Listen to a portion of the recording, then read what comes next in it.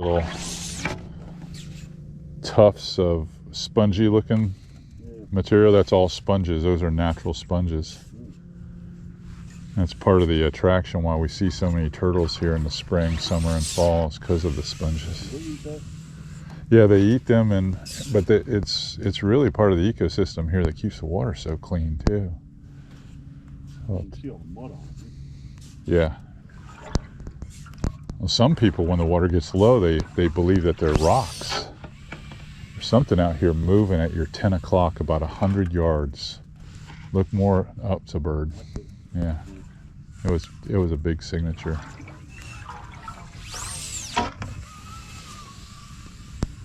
On it. Yeah. God, that drives me crazy with those guys. Don't you see it? Just drag it.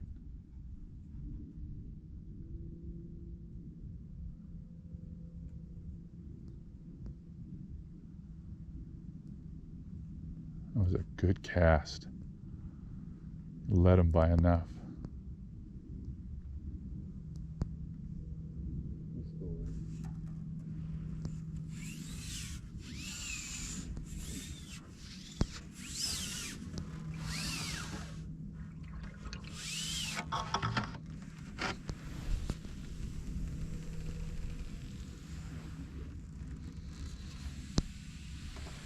Get up here and get a lay eyes on them.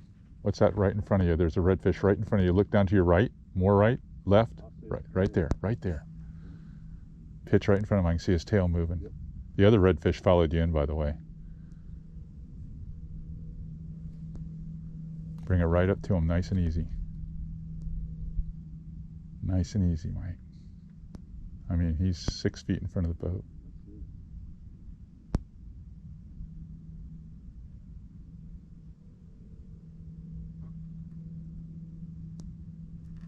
Spook.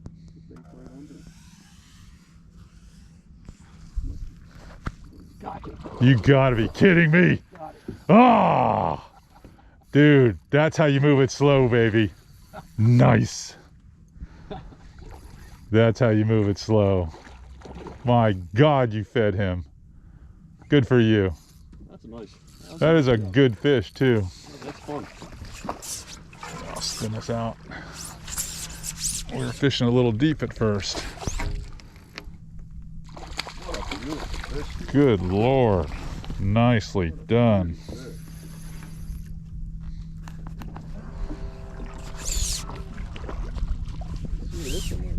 Yeah, you just hang in there. I'm coming down.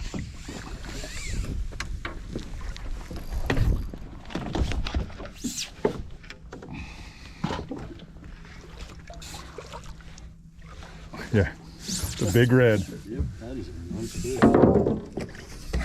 Just sitting there dead.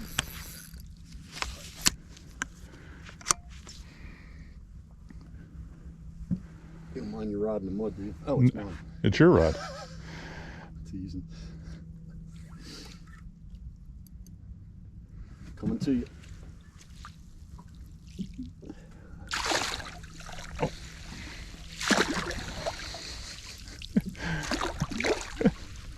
Oh boy, he wants to do what he wants to do.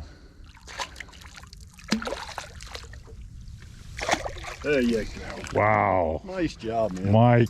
That's how nice. That's how you feed him, baby. That's how you feed him. Almost like we know what we're doing. Yeah, wow. Just wow. That is a absolute tank. Bail is open. That is a tank. Yes, it is. Oh, nicely done. He was sitting right on it. He wasn't getting off. All right, get a quick nice pick. Fish, brother. Woo. Nice. You're gonna smell good on the ride home. That's all right. I don't care. All That's right. what I came for. Let me get my camera out.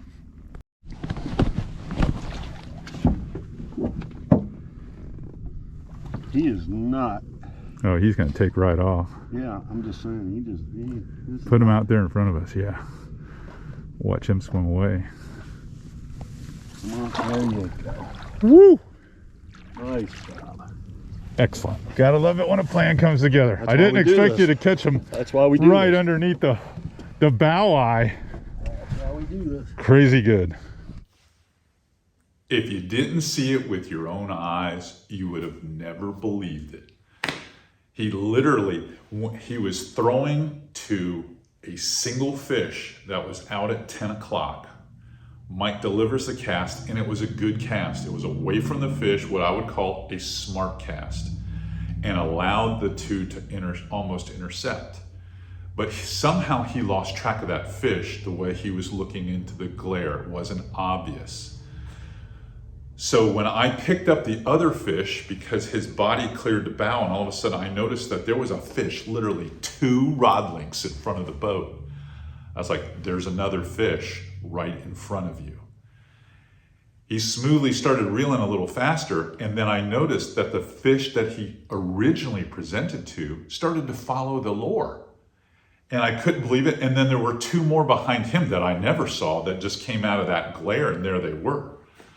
I was like, these are the scenarios where you don't catch any of them because you're not seeing the big picture. But he was able to recover, get the lure in, and softly cast away from the fish so that the landing zone, okay, doesn't alert the fish that you're throwing to it. Now, to our luck, that fish that he caught was literally, we had the tail toward us and the head was looking away. So there's only one blind spot on a fish, and that's typically directly behind them. I'm gonna say between 5 o'clock and 7 o'clock. That little window in there, they really can't see that zone behind them. So when he was bringing that lure into the fish just across the front of him like that, I said, it has to be so slow. Do not rush this. Maybe even leave it there, because you got to remember, a Laztec Z-Man stretches, so it's buoyant, it stands up like this, and that tail will move even when you're doing nothing. Like, everybody's bait does nothing. A Laztec always is moving, always. Remember that. So he's moving that bait and it stops, and then I'm just like barely moving. And he thought the fish was going to spook, because now he's like right here. He's like right here in front of the fish, and he's not moving it.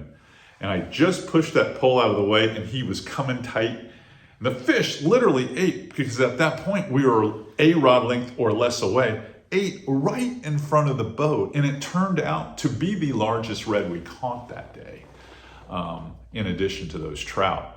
But man, what an exciting moment for both of us. The guide calling the action, and the angler whose nerves and adrenaline are at this level, and him to calmly being able to accomplish that.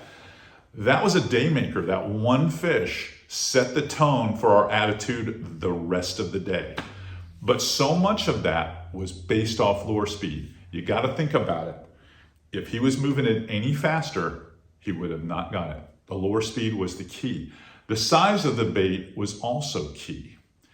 It's a lot easier to control your lure speed if you have the right tackle. And what I mean by that is, I earlier alluded to the whole casting gear thing. I do that because the gear ratios in the amount of line taken in per handle turn is super controllable compared to spinning gear. Okay, spinning gear, you take in more line per handle turn. So you got to be very careful, very, very careful. In this case, he was able to pull it off. Now, he was using his own gear, but it's basically the same gear as this. I've got 5 feet of leader on here, and it's 15-pound Diamond Illusion here behind me. I've got a giant spool of it, so I use a lot of 15. Every once in a while, when I think we're going to be in what I would call a zone where snook might be around, I might blood knot on a piece at 8 to 10 inches of 25 or 30 pound to have a shot at one of those guys. But this time of year, this is all I use, is these long, long leaders. The knot's way the hell up here, and the jig is way here. Now, the jig this is a Texas, let me set this down. This is the Texas finesse, the finesse Texas eye, if you will. It's small, it's light, it's a needle sharp hook, but it gives your bait so much action with that wobble head. So that when you add this bait to it, the total weight of the whole deal might be 1/4 ounce, probably right there at 1/4. So 1/4 ounce. A good rod to throw that on. You could throw it on any of the rods that you throw Ned rigs, because Ned rigs typically weigh, especially this is considered a Ned style jig, medium light to medium action rods. Now this is the Aqua Dream rod from Fitzgerald, okay? And it's got a very lively tip, allows for a super long cast with 8-pound. I'll give you a little peek at the specs here. You wanna take a look at them. Okay, it's one of the more ideal rods to get a lot of versatility in flats fishing because of its 7'2" length, and it's softer parabolic action, but it still has a crisp tip for you to be able to launch baits. It does a really good job with baits that are from 1/4, in my opinion, to 1/2 ounce. It's a small window, but anything in there like Meridines, 1/4 ounce spoons with swivels on them. Many of the paddle tails, and we'll talk about paddle tails in an upcoming video. But if you think about it, you know, the white color he was throwing, he could see where it was and the relation. That's why it was the third component, the lure speed. It was the right size bait. These little 3.75s do a good job. All of that stuff came together just so perfectly to get that fish to eat. Now, could have been throwing a Bugs jig, could have been throwing a lot of different things that would have been the right size, the right speed, still have that lively breathability. But I really do like those Texas Finesse eyes with those little 3.75 streaks. Does a fantastic job.